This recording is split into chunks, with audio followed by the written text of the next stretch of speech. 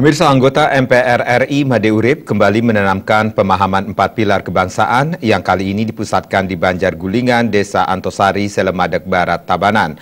Kehadiran Ketua DPP PDI Perjuangan itu juga didampingi anggota fraksi PDI Perjuangan DPRD Tabanan, Gusti Omar Dani, beserta Ketua PAC PDI Perjuangan Selemadeg Barat, Prebekel Antosari, sejumlah tokoh masyarakat, serta pengurus STT dan Karang Taruna sedesa Antosari.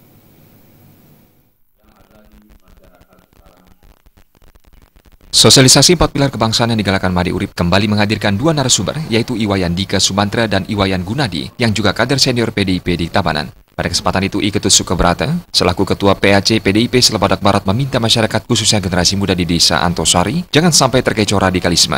Memagari diri dari pengaruh radikalisme, pemahaman 4 pilar kebangsaan penting untuk terus digalakan Made Urip. Ketua Karang Taruna di Antosari, Pandenyo Maniakti Ananta, mengapresiasi perhatian Made Urip yang datang langsung memberi sosialisasi 4 pilar kebangsaan. Diharapkan seluruh masyarakat khususnya generasi muda dan Karang Taruna terus bersatu mengawal 4 pilar kebangsaan ini. Kader Bapak Made Urip sudah hadir di desa kami, Desa Antosari, dalam mensosialisasikan 4 pilar kebangsaan NKRI.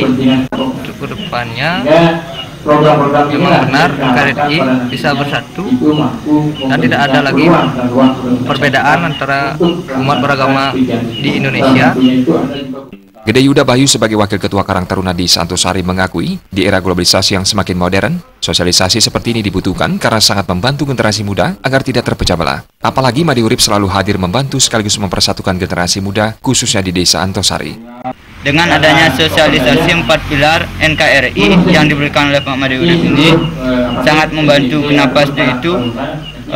Seluruh pemuda atau masyarakat Indonesia yang ada di wilayah Indonesia pada nantinya bisa membantu untuk mempersatukan supaya tidak terpecah belah.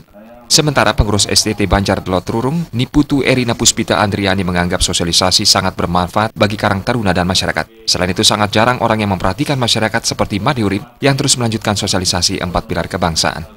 Ini yang saya lihat itu sudah bagus dan kami sangat bersyukur karena mendapatkan pengalaman, kemudian mendapatkan sebuah perhatian dari Pak Uripnya. Jadi kami itu sangat mengharapkan ke depannya acara-acara seperti ini. Kemudian Pak Urip sendiri itu dia akan tetap menjalankan programnya seperti ini.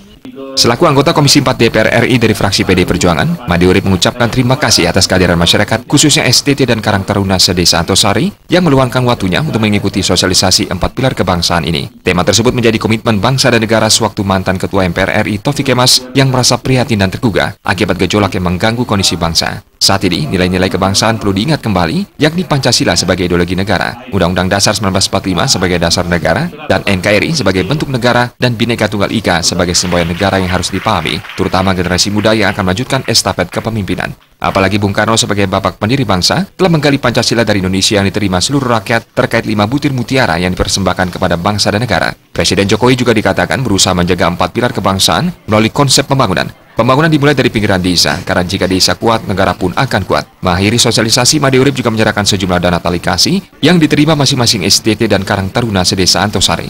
Tim Liputan Bali TV.